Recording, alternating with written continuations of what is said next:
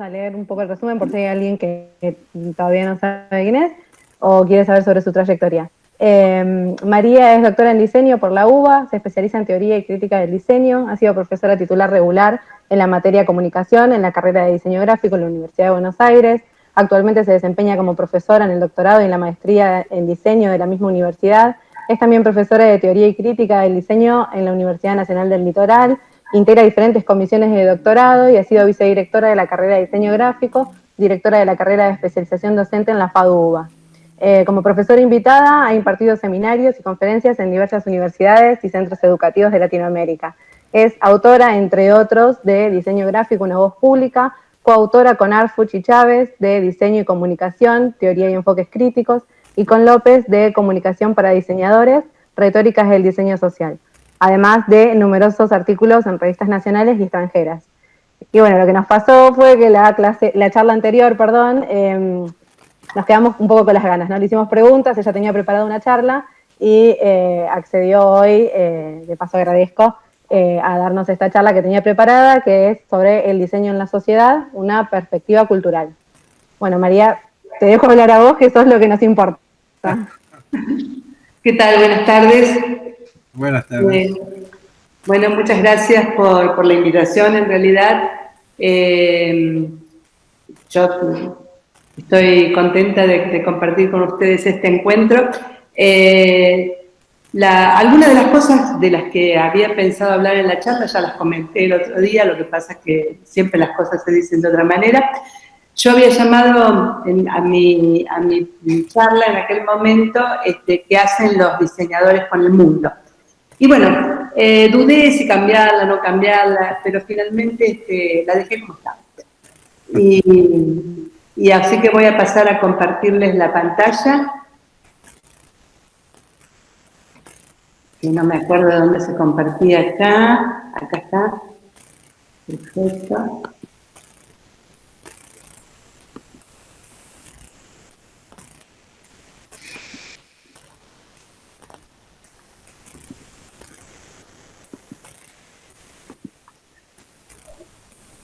Ahí vamos, ¿la ven? Sí, ahí se está compartiendo.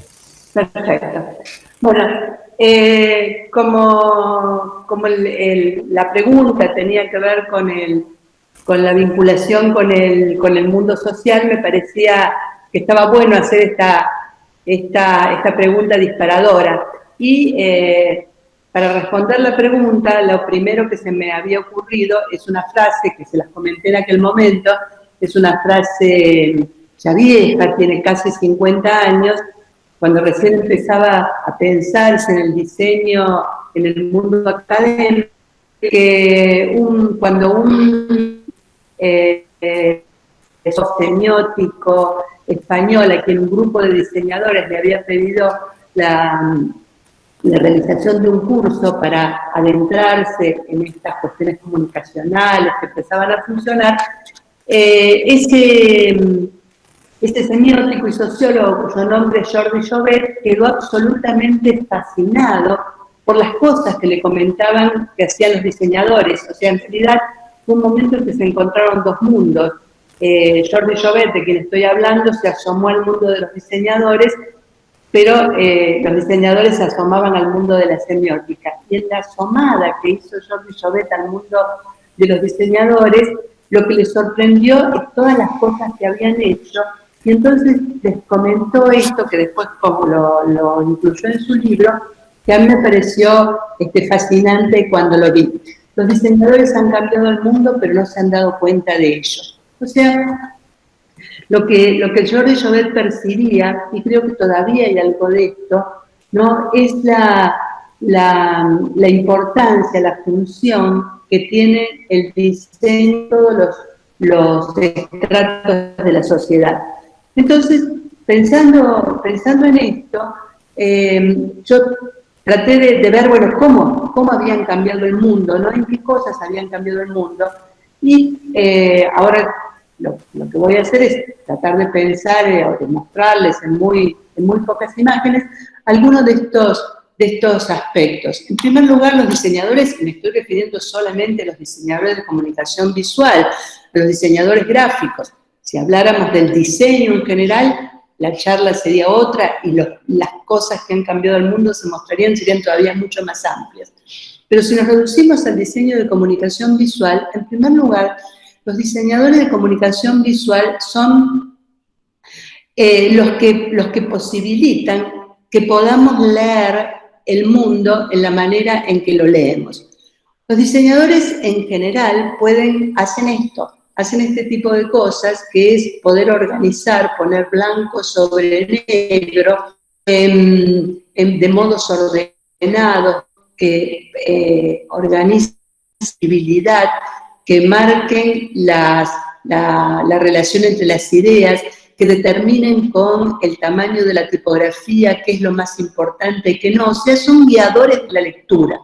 Son guiadores de la lectura ordenada, de la lectura organizada, pero también pueden generar cosas como este tipo, pueden generar experiencias de lectura que nos guíen a modos diferentes, a experimentaciones respecto de los modos de leer. De hecho, son responsables, no tengo ejemplos acá, pero todo el mundo lo sabe, de la lectura digital. O sea, cómo leemos, que no es lo mismo leer en los libros que leer digitalmente, de las páginas web, de todas las interfaces gráficas de todos los dispositivos que nosotros tenemos, son responsables y posibilitan la posibilidad de adecuación de estos contenidos a los distintos dispositivos. Pero también hacen cosas como estas, que las hacían ya en la época del 70, que son maravillosas, o sea, hacer una obra de teatro, pero una obra de teatro, el guión de una obra de teatro, en lugar de hacerlo a la manera tradicional, poniendo las líneas de cada uno de los que interviene en un orden lineal, montarlo como una escena, pero no solo montarlo como una escena, sino otorgar a cada personaje una tipografía diferente para hacerles hablar cada uno a su manera. Estas cosas son responsables los diseñadores y son cosas que organizan el mundo, que van mucho más allá de lo que decía ese texto, de lo que decía esa página, de lo que dice esta obra de teatro, sino que en un todo van condicionando y van organizando los modos de relacionarse con lo escrito que tenemos todos en la cultura occidental y en el mundo globalizado en general. Pero por el otro lado, no solamente organizan lo legible, sino que también organizan las informaciones de tal manera que esas informaciones sean accesibles a cada uno de nosotros. Cada uno puede pensar en este momento en alguna infografía. Yo no traje para mostrar en este momento de la charla una infografía, pero les invito a que las piensen, ¿no? Que piensen, por ejemplo, en la señalética que aparece en las ciudades, que no son solamente los nombres de las calles, sino que en el modo de pensar, en el modo de distribuir, en el modo de organizar las señales en una ciudad, o los modos en que se distribuye la información en una infografía, están mostrando de la mejor manera posible cuáles son los comportamientos a seguir en el caso de las señales, o cuáles son el modo de aprender toda esa información que se está dando en el caso de la infografía. Y el caso más interesante, que creo que también se los comenté el otro día, o uno de los casos más interesantes que hay, o más fuertes en relación con la función del diseño en esto, en el hacer saber, lo que yo llamo hacer saber, o sea, en distribuir la información, está en lo que sucedió en la década del 80 con el Challenger, que explotó a la vista de todos en la primera visión tripulada con personal civil, y a poco de salir de la base, explotó en el aire ante la mirada atónita de todos. Lo que sucedió, lo extraño en ese momento, y lo que tiene que ver realmente con la aparición del diseño de con el diseño gráfico, diseño de comunicación visual, es que los expertos de la NASA, perdón, los expertos de la manutención del cohete, le habían mandado la noche anterior a la NASA un informe como este, donde no estaban marcadas las líneas rojas estuvieron puestas después, o sea, hagan abstracción de las líneas rojas, habían mandado ese escrito en blanco y negro, con esos tachones, mostrando que por las diferencias de temperatura, por las bajas temperaturas que iba a haber ese día, no era recomendable hacer la partida del Challenger, porque los estudios previos habían notado que ciertas válvulas, turbinas, alguna cuestión importante se dilataba o se contraía de la manera no adecuada ante la presencia de bajas temperaturas. A pesar de esta advertencia de los ingenieros, que como les digo, había sido planteada de esta manera, acá la tienen como fue planteada, en realidad están invertidas las placas, a pesar de esta advertencia, la NASA siguió adelante con el despegue, y el despegue se hizo con las consecuencias que acabamos de ver. Obviamente se hizo una gran investigación en la que tuvieron distintas responsabilidades, pero lo interesante para lo que nosotros queremos plantear es cómo un experto en visualización, a quien seguramente todos ustedes conocen, Edward Taffe, mostró cómo, de haberse presentado las cosas de esta manera, hubiese quedado absolutamente claro cómo, con esta temperatura que se proponía, los anillos de los que se estaban hablando podían estallar y fracasar.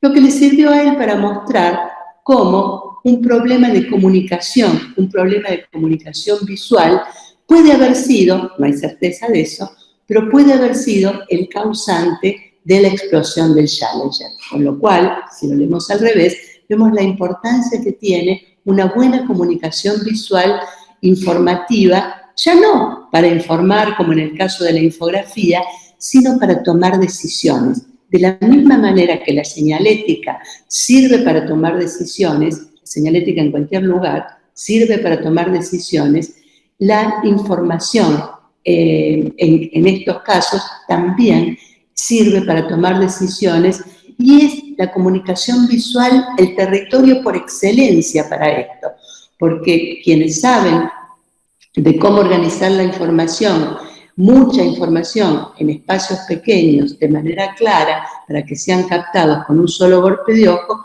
son justamente los diseñadores gráficos.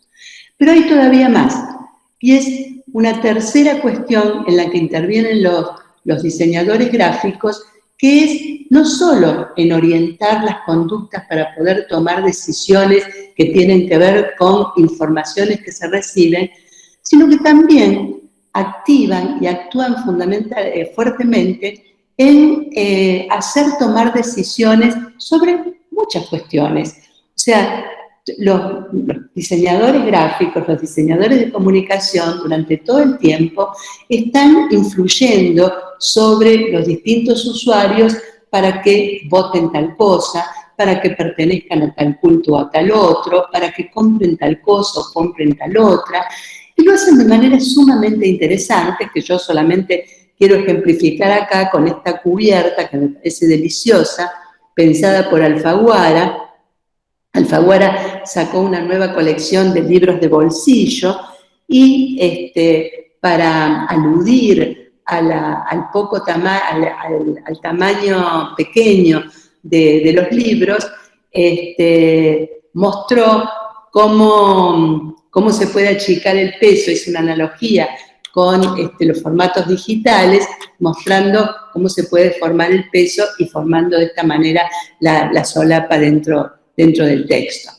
Entonces, si tomamos los tres ejemplos, cómo organiza la información para que pueda ser legible y accesible, cómo organiza la información para que puedan tomarse decisiones ante cuestiones importantes, como puede ser el ejemplo que yo puse es el lanzar o no lanzar un cohete, pero también puede ser el doblar o no doblar hacia tal lado, dirigirse por este camino más corto o más largo para esta otra cuestión. O este último, que es el de orientar los comportamientos de consumo, los comportamientos de elecciones en general, elecciones sobre cuestiones económicas, sobre cuestiones políticas, sobre cuestiones culturales, podemos pensar que este amplio mundo puede unirse, acá tienen una más chiquitita, un detalle, perdón, de lo que les contaba recién.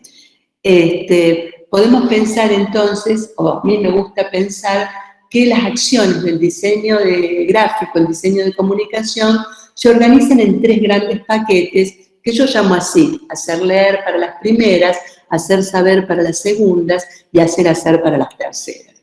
Ahora bien, esto en una primera instancia. En una segunda instancia, lo que a mí me convoca para pensar es que es como si los diseñadores tienen tanta influencia y tanta pregnancia sobre las conductas de las personas a quienes se dirigen, voluntaria o involuntariamente, o sea, actúan así, de esta manera en el mundo.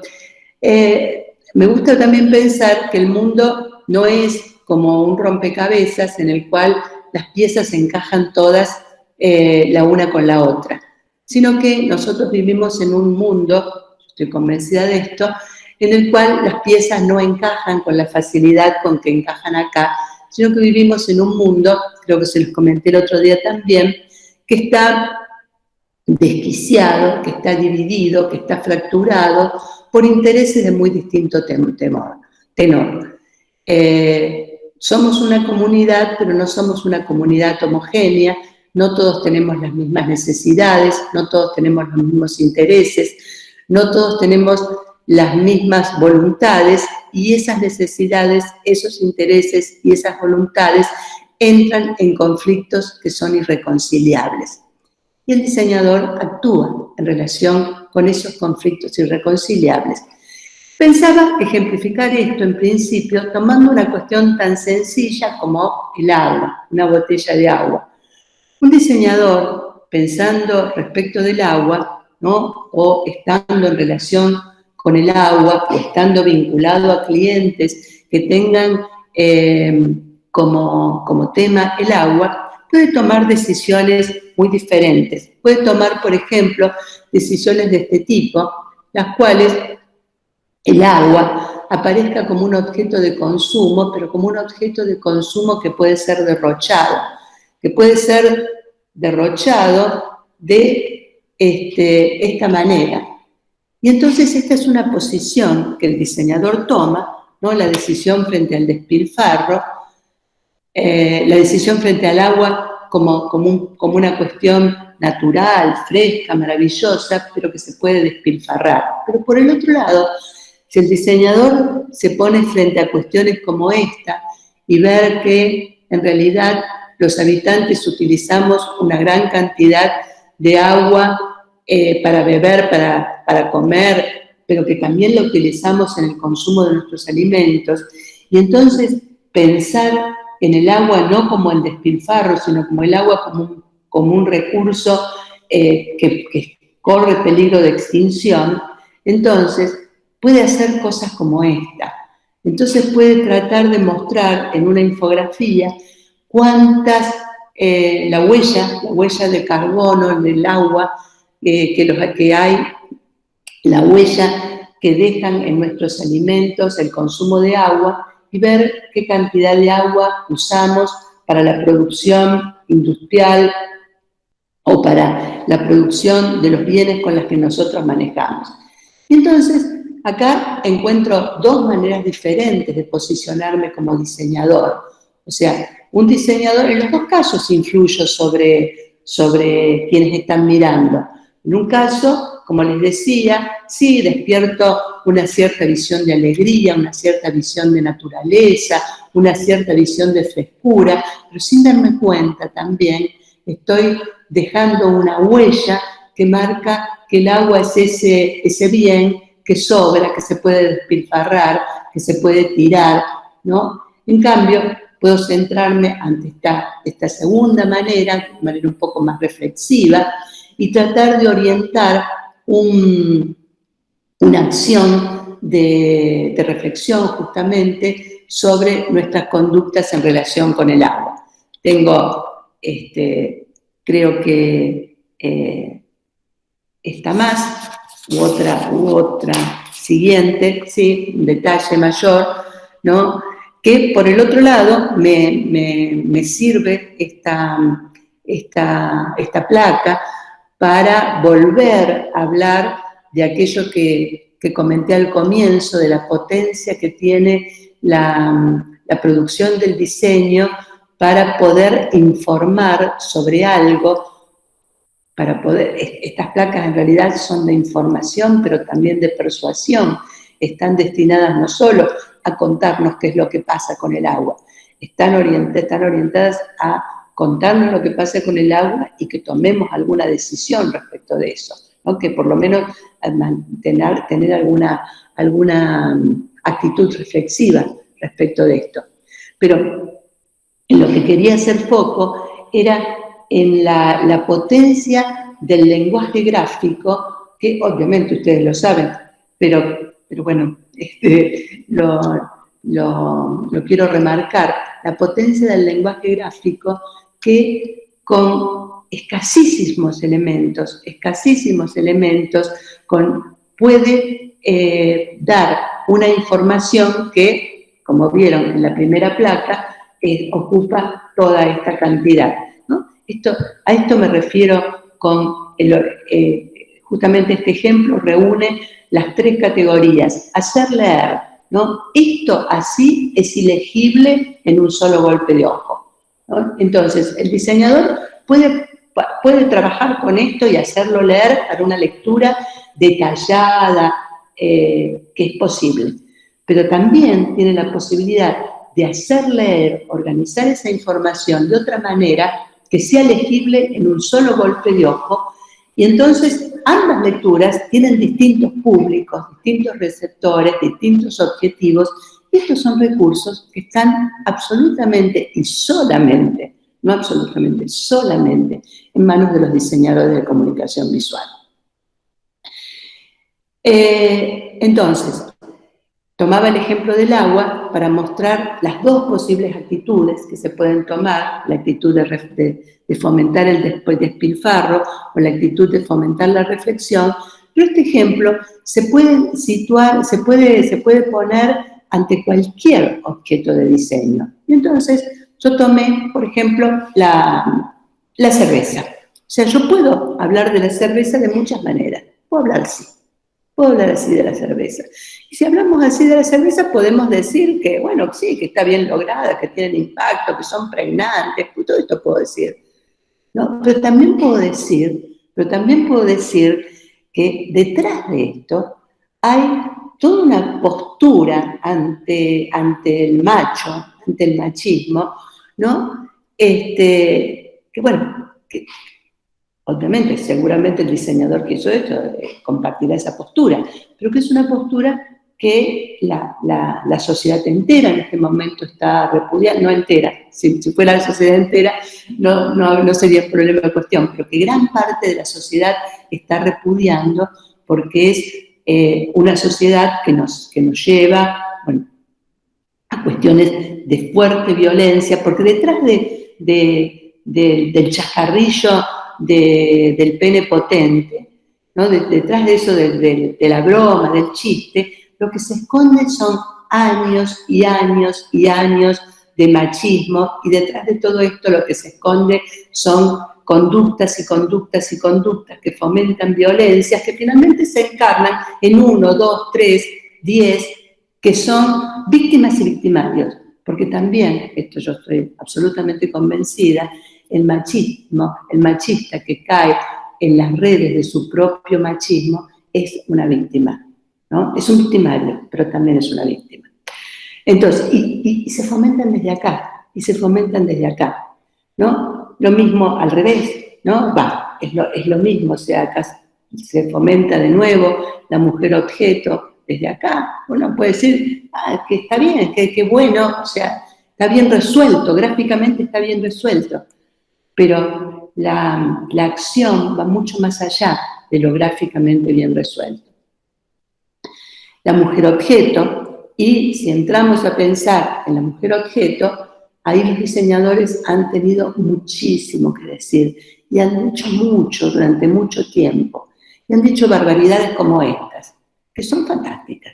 La fotografía es excelente, la fotografía es buenísima.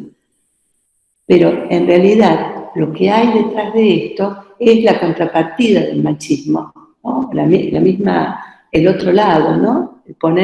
El plantear a la mujer objeto para la cual está destinado aquel pene que veíamos en la botella de cerveza. Más mujeres objeto, violaciones, en pro de una estilización, simulaciones de una estilización, y narraciones como esta, ¿no?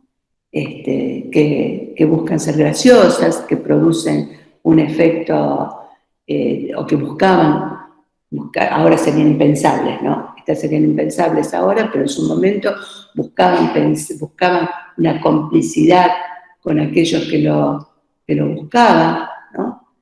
Y la obtenían, ¿no? Entonces, todos estos ejemplos que acabo de poner son ejemplos que muestran o que apuntan, digamos, a plantear este poder que tienen los diseñadores de comunicación visual desde distintos momentos, desde distintos lugares, para influir en las conductas de las personas, pero no solo influyendo en las conductas de las personas haciendo que tomen tal o cual cerveza o que compren tal o cual joya, sino que va mucho más allá, influyen en las conductas de las personas fomentando determinadas maneras de pensar sobre temas centrales y fundamentales de la sociedad. Yo tomé dos, el agua por un lado y la cuestión de género por el otro, pero podríamos tomar cualquiera. Podríamos tomar la política, podríamos tomar la religión y encontraríamos ejemplos en los cuales aparece esta doble posición. Hay, en principio, un primer discurso. El discurso que dice, quiero vender una joya, quiero vender una cerveza, quiero vender el agua. Pero detrás de ese querer venderlas, que es lícito, vender una joya, vender la botella de agua, son actividades lícitas. Pero detrás de esa inocencia en la venta de la cerveza, del agua o de la joya, o del lápiz de labios, lo que fuere, lo que aparece es una instalación de conductas que son nocivas para la sociedad en la cual vivimos. Pero por suerte, me quedó una que es esta, más parece aparentemente inocente, pero que no hace más que perpetuar una imagen que es la misma contrapartida también de la mujer objeto, ¿no? Es la mujer virginal, fantástica, madre de familia, simpática, en la que todo va bien, etc., ¿no? Que en realidad es una pieza más de este engranaje en el cual se van insertando, o que yo intenté insertar, la botella, la botella, las latas de cerveza, los lápices de labios, las joyas, y acá las flores. Forman parte todas del mismo mundo, ¿no? Que hemos contribuido a formar. O sea, no somos los únicos responsables, pero sí contribuimos a formar ese mundo con las imágenes que lanzamos a ese mundo. Y ante esas, entonces, me parece que corresponde desde el diseño una actitud reflexiva. Como dice Kay Garland, y como dice, no me acuerdo ahora cómo se llama el autor de la burbuja, ay, ayúdenme, bueno, ya me voy a acordar. Si hemos sido capaces de hacer todas esas cosas que causan tanto daño, seguramente somos capaces de hacer las contrarias para poder subsanar el daño que hemos hecho. Y de hecho, sí somos capaces, porque quería mostrarles que otras cosas pueden hacer los diseñadores de comunicación visual en relación con este mismo tema que estamos tratando. Con respecto al agua, ya se los mostré, qué es lo que se puede hacer. Con respecto a la mujer, el diseño de comunicación visual puede hacer cosas como estas. Les estoy mostrando, y les voy a esta y otra producción de Mujeres Públicas, no sé si conocen el grupo, es un colectivo de diseñadoras muy interesante que realiza, no sé si no se han separado en el último año, pero es un colectivo que funcionó desde el 2005, de larga data, en la ciudad de Buenos Aires, con una serie de performance y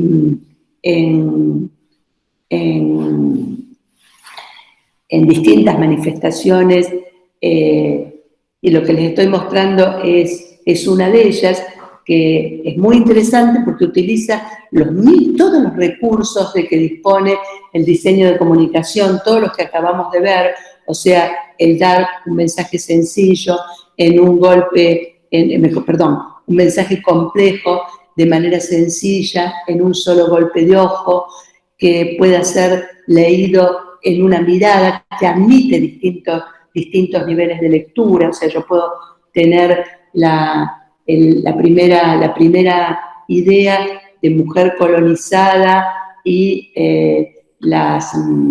lo que significa esa colonización en los tres tipos de mujer, pero después puedo hacer una segunda lectura más detenida y hacer la vinculación entre la colonización que hicieron los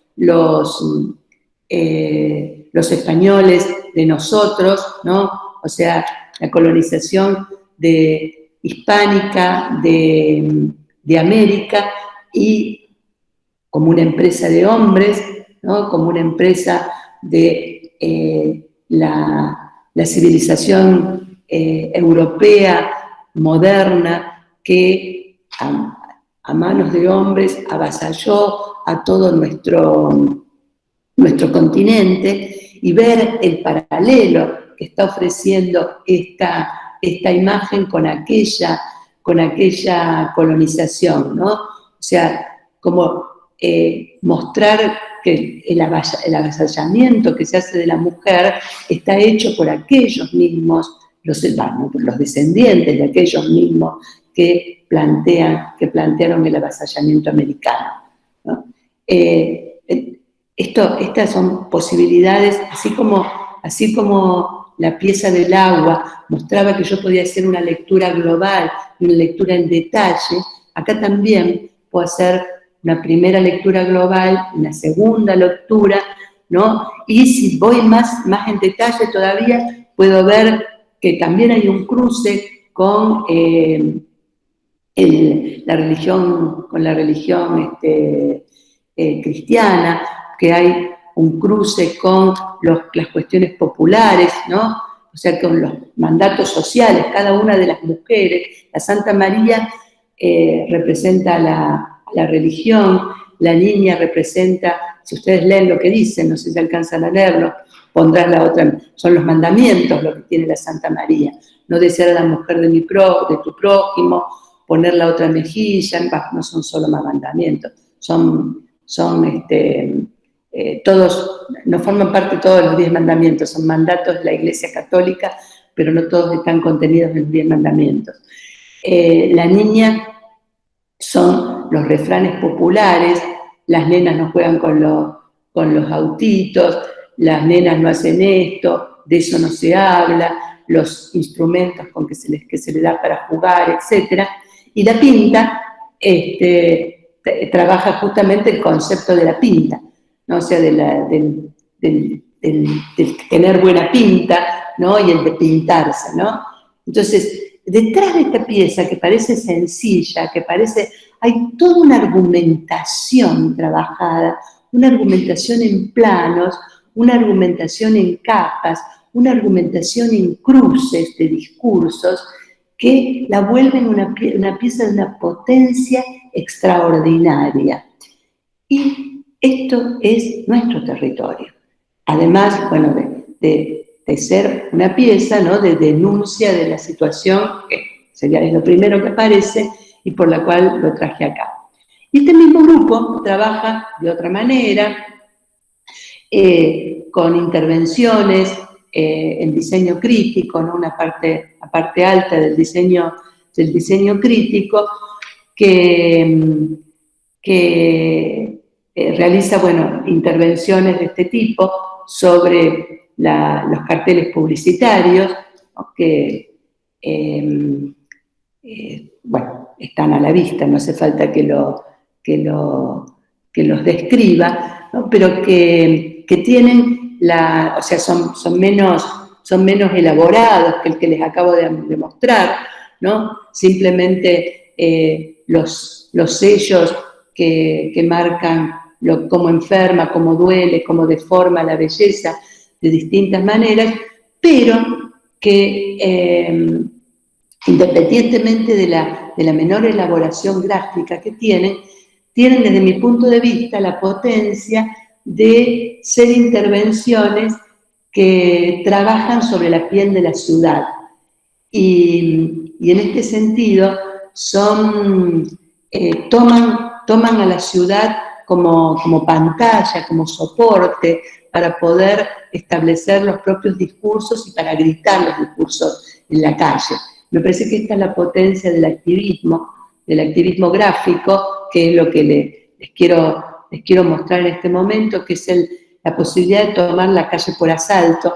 Parece ahora un poco tonto hablar de tomar la calle por asalto cuando estamos encerrados en nuestras casas, pero de todas maneras el espacio público no es solamente el espacio público de la calle, nuestras pantallas, la web es también un espacio público y bueno, todos ustedes saben que el activismo gráfico se ha trasladado ahora a las pantallas, ¿no? Y entonces, en este sentido también, tomar las autopistas digitales, tomar las pantallas por asalto, es también hacerse cargo, apoderarse de todo ese gran soporte para poder plantear una postura crítica. Sin embargo, no quisiera que ustedes piensen que solamente se trata de estar en el sistema o contra el sistema. No quisiera dar esa impresión con esta apología del activismo gráfico. Quisiera que recuerden que yo he venido mencionando, por un lado, intervenir en la hechura de los textos, de los libros. He hablado también de cómo intervenir en relación con la información socialmente necesaria y he dado el ejemplo del Challenger. He hablado también de la importancia o de la potencia del diseño para hacer reflexionar sobre cuestiones que tienen que ver con momentos fundamentales o que son nodales para nosotros, y en esto he hablado del agua y he mostrado cómo el diseño puede hacer reflexionar respecto del uso responsable del agua. Y recién ahora he llegado al activismo. O sea, es como una gradación. El diseño interviene positivamente en la sociedad desde todos los modos de intervenir. El activismo es solo uno. Interviene positivamente cuando organiza los textos, interviene positivamente cuando dirige los comportamientos hacia lugares que son importantes para la sociedad. Solamente no actúa correctamente desde mi punto de vista cuando se posiciona en lugares que son nocivos para el sistema social. Y quiero dar un ejemplo que tiene que ver con la compra, con la venta. Se puede vender desde otro lugar las mismas cosas que estábamos mostrando recién.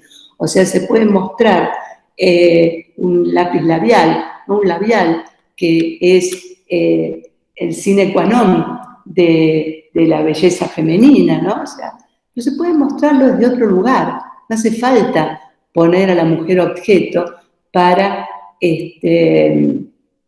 vender productos de belleza, ¿no? Me parece una serie muy interesante, creo que yo solamente les he traído 2, que tienen que ver con esto, con mostrar, usando los recursos de la gráfica, el recurso de poder mostrar en un golpe de ojo, alguna cuestión particular. En este caso, de lo que se trata es de mostrar cómo usando un gráfico de barras, cuántas mujeres son más, no alcanzo a leer acá, no me acuerdo exactamente qué era, pero bueno, son comparaciones en las empresas sobre los éxitos de las mujeres en relación con los hombres, bueno, y acá se muestran con un lápiz labial que el 15% de no sé exactamente qué son mujeres, de la misma manera que acá, con el mismo recurso del gráfico de barras, nada más que cambiando al esmalte de uñas, se muestra que el 20% de las mujeres son más, no sé qué, porque no lo leo, que los hombres en las empresas. Entonces, quería terminar con esto para cerrar el círculo y mostrar que intervenimos también en las opciones de compra, pero que no todas las opciones de compra son opciones nocivas, que podemos manejar, y somos inteligentes para eso, plantear todas las opciones en las cuales esté convocado el diseño de comunicación visual desde lugares que sean positivos, generando conductas positivas en esta influencia que tenemos sobre los imaginarios de las personas que nos ven, que siguen y que consumen las cosas que nosotros producimos. Y entonces, ya que empecé con una frase que no es mía, quiero terminar con esta, que me parece mucho mejor que la de Jordi Jovet, y que los convoco a esto. A la miseria del mundo no agreguemos la pobreza de los signos, de ninguna manera. Voy a dejar de compartir pantalla y voy a volver a estar con ustedes para responder preguntas, si es que tienen alguna, o despedirme, si no tienen ninguna.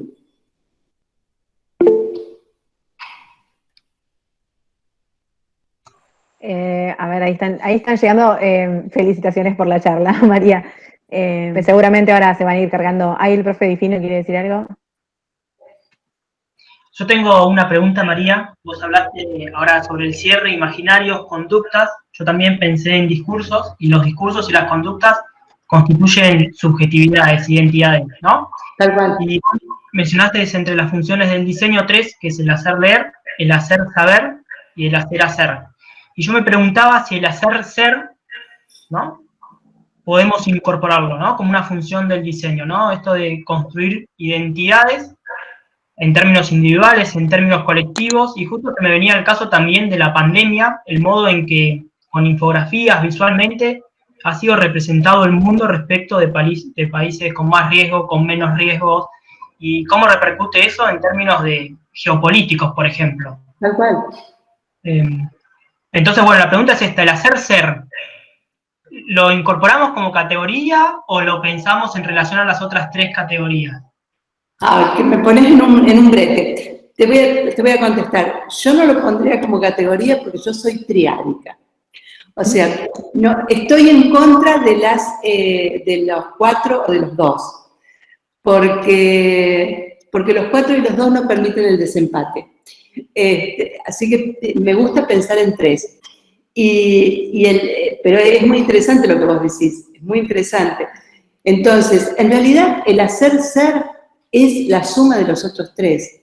Es la suma de los otros 3. Porque soy como leo, soy como tomo decisiones y soy como mis imaginarios. Porque el hacer es en realidad construir imaginarios. Entonces, soy en eso también. Entonces, yo lo pondría como afuera y pondría hacer ser igual hacer leer, hacer hacer y hacer saber. ¿Me dejás hacer un breve comentario? ¿Vale? Ya que decís que sos triádica y hay muchos estudiantes, comentar también que es una adscripción a Peirce, ¿no? Que muchas veces nos preguntan ¿para qué estudiamos esto? Bueno, ahí tienen, ¿no? También una intertextualidad para los estudiantes y los chicos que están... Ah, pero Peirce es fantástico, ¿no les gusta Peirce? Por favor. No, sí, te tiene que gustar, te tiene que gustar. No es una pregunta. Hay una profe por acá que está conectada que nos dice, no, no hay que hablar de gustos en el diseño. Oh, no, Sandra nos diría, no quiero escuchar esa palabra. María, ¿sabes qué? Escuchando tu charla, yo pensaba en algo que leí en uno de tus libros, que a mí la verdad es que me quedó resonando y, bueno, espero poder seguir teniéndolo en mente, ¿no? En el momento de actuar como profesional, y es algo que vos pusiste en tu libro en el diseño el diseño gráfico Una Voz Pública, que dice que también está bueno pensar qué cosas no decimos cuando decimos, ¿no? Qué cosas quedan afuera, y me parece que en línea con todo esto que veíamos, ¿no? Que a veces por ahí la rapidez de los proyectos que se nos presentan como diseñadores o no sé, motivos de la vida diaria no nos dejan trabajar desde ese lado, y nosotros lo hablamos mucho en la cátedra, en la materia, y me parece que está bueno como incorporarlo como profesional, no sé qué pensás vos, ante cualquier proyecto, ¿no? Tal cual. Ahí puede ser el primer paso, digo, antes de construir una gráfica, una campaña, una comunicación, bueno, pensar qué dejamos afuera con lo que decimos. Tal cual, tal cual. No sé si hay alguna pregunta para... Perdón, Nadia, que te interrumpa. Sí. Mirá, la profe, desde ayer inauguramos la manito, viste, en Meet. Fíjate, la profe ahí, Laureti, mirá, levantó su manito. Es verdad. Bueno, profe, póngase el micrófono. Estamos acá inaugurando herramienta. Sí. A fin de año, levanta la mano, pero bueno. Sí. Estamos en eso. Bueno, muchas gracias primero por la charla. Realmente se disfrutan estas oportunidades.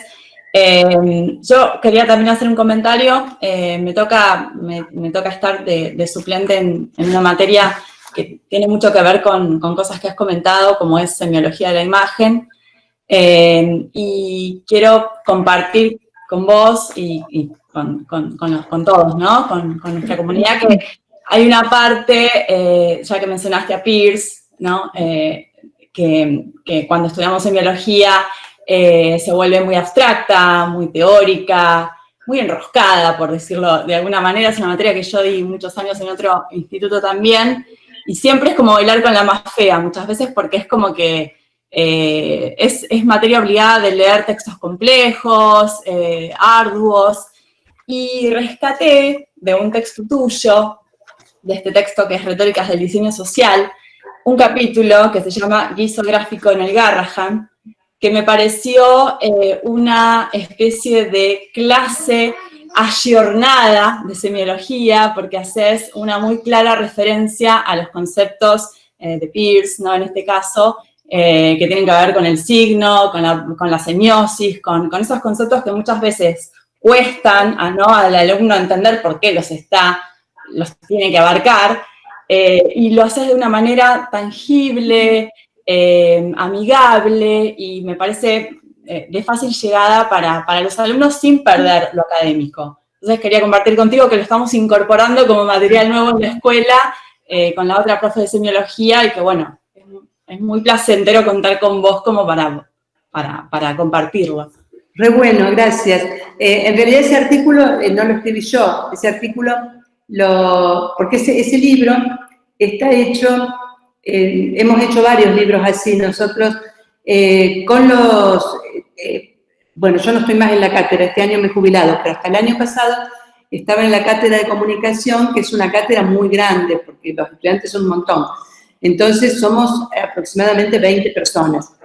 Y hemos hecho varias veces tomar un tema y los docentes que de la cátedra se ocupan, hacen 1 o 2 capítulos. Entonces, ese capítulo sobre el guiso, sobre el Garrahan, lo hicieron 2 docentes, uno especialista en Peirce y la otra en retórica. Y entonces, pero la verdad que son muy amigables los artículos, porque están hechos además para estudiantes, están pensando en los estudiantes, los estudiantes los trabajan, y yo comparto con vos lo que decís, o sea, PER se vuelve como abstracto, etcétera, pero a mí me encanta darlos, me encanta. A mí también, me gusta mucho, me parece que es necesario, y que bueno, ya que tenemos tantos chicos acá, entendamos el porqué, ¿no? Entendamos que estamos pensando el diseño, lo estamos reflexionando y no estamos trabajando solamente en maquillaje gráfico, sino estamos trabajando en comunicación, ¿no? Claro, porque si se piensa que el diseño es lo bonito, bueno, no pasa nada. O sea, creo que el único modo es pensar, por eso me gusta a mí mostrar la importancia, la influencia que tiene el diseño más allá de lo que uno cree, mucho más de lo que uno cree, o sea, en todos los órdenes de la vida. Y solamente tomando dimensión de esa importancia, uno puede entonces tomárselo más en serio. Entonces, bueno, entonces, si es así, entonces me tengo que ocupar, porque no solo tengo que saber manejar el programa. Claro, pero es muy rico también rescatar que haya ejemplos nacionales, ¿no? Que las ejemplificaciones tengan que ver también con nuestra idiosincrasia, con lo autóctono, porque para que la semiología también cobre sentido y uno la puede identificar como algo que puede entender, también tiene que estar como bajada a nuestro entorno. Entonces, no hay tanto material realmente teórico del diseño y de reflexión, y menos de autores argentinos. Entonces, estas compilaciones, no sé, para mí es como que valen oro, que son de la UBA, ¿no? Porque nos ayudan a tampoco caer en los estereotipos cuando enseñamos semiología, que también es un riesgo, ¿no? Yo puedo enseñar semiología de una forma también lejana, y no sirve tampoco, entonces, bueno. No sé si conocen, hay uno que hicimos hace mucho tiempo, pero que yo creo que sigue siendo vigente. A lo mejor los ejemplos son como viejos, pero se llama Comunicación para Diseñadores. Ese tiene un montón de artículos. Ahora, esos docentes que hicieron aquello, ahora son ya como pocos. Puede ser Yubaro, ¿no? Sí. Ledesma, sí, yo lo estudié como alumna y todavía me ha quedado en la comunicación. Sí, he estudiado. Son saberes que son, pueden ser más o menos modernos, pero son atemporales también, yo creo. Tal cual. Yo les voy a dar mi visión como alumna. A mí me pasó que esos saberes que dice la profe Lauretti, que por ahí son medios intangibles, para mí se volvieron más tangibles con la materia que tuvimos este año de sociología. A mí me ayudó muchísimo a hacer el cierre de todos esos conceptos que desde la formación básica nos vienen enseñando. Me parece que es muy buena materia para tener en cuenta y para desarrollar bien, ¿no? Como alumnos, que por ahí pasa por medio desapercibido porque es teórica y nosotros queremos ir a la estética, a las formas, los colores, pero a mí me dio esa sensación este año cursando esta materia, que me parece que está bueno, ¿no? Caer un poco en la responsabilidad que tenemos como diseñadores y cerrar los círculos de estos conceptos por ahí menos abstractos que veníamos viendo. También, ¿no? Ver esta diferencia, viendo esta influencia que nosotros podemos tener como diseñadores, me parece que está bueno, que nos sirve para diferenciarnos un poco de esta moda que hay de hoy. El que sabe usar un programa de diseño cree que es diseñador, y bueno, no tiene todas estas herramientas, ¿no? Que por suerte nosotros contamos con ellas y nos podemos distinguir de los que creen que por usar un programa técnico, por ahí están a la altura. No sé si alguien quiere hacer alguna pregunta más, si alguien tiene algún comentario. No veo las manitos, estoy buscando. Ahí está el profe Finot. Perdón, yo pregunto mucho, pero ya que tenemos el espacio, aprovecho. Me quedó algo de la charla que tuvimos hace, creo que aproximadamente un mes, y te quería consultar un poco como digamos, teórica o como sujeto social del campo académico en tu trabajo, no solo sobre el diseño, sino como analista cultural, ¿no? Como un abordaje a la cultura. Si te parece, esto es un poco interpelando a los profesionales. Acá hay muchos chicos que están en proceso de ser diseñadores, hay otros que venimos de otra disciplina, pero también como ciudadanos, como sujetos sociales, ¿no? Como actores sociales. ¿Qué aspectos culturales, ¿no? Transformaciones se están generando, que te parece, ¿no? Esto es muy personal, pero que quizás hay que acercar un poco el oído, ¿no? Bajar el volumen, porque ahí se vienen cambios importantes de época. Hace un mes apareció lo del movimiento de mujeres, ¿no? La perspectiva de género, que ahí hay un cambio como muy visible a partir de un lugar de visibilización que ocupan en el espacio público. Pero ¿qué otras líneas, ¿no? Un poco más subterráneas, te parece que los diseñadores, incluso nosotros como ciudadanos, habría que acercarnos un poco ahí, bajar el volumen, acercar la oreja y escuchar, ¿no? Porque ahí va a haber algo que hay que atender en nuestra responsabilidad profesional, pero también ciudadana. A mí me parece que uno, como vos decís, uno tiene que ver con más que con movimiento de género, de mujeres, ya todos los movimientos transgéneros, me parece que eso están dando todo un cambio que hay que escuchar, y me parece que hay que escuchar en el diseño lo que está pasando. Parece que al interior del propio diseño se están produciendo cambios muy interesantes que tienen que ver con lo que se llama diseño para las transiciones. O sea, diseñar para hacer un pasaje de una cultura que está obsoleta, que llena de agujeros, qué sé yo, a otro modo posible de vivir.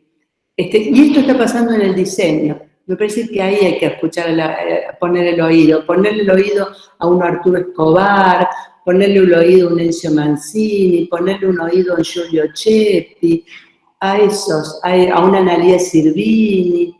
Eso me parece que tiene mucho que decir,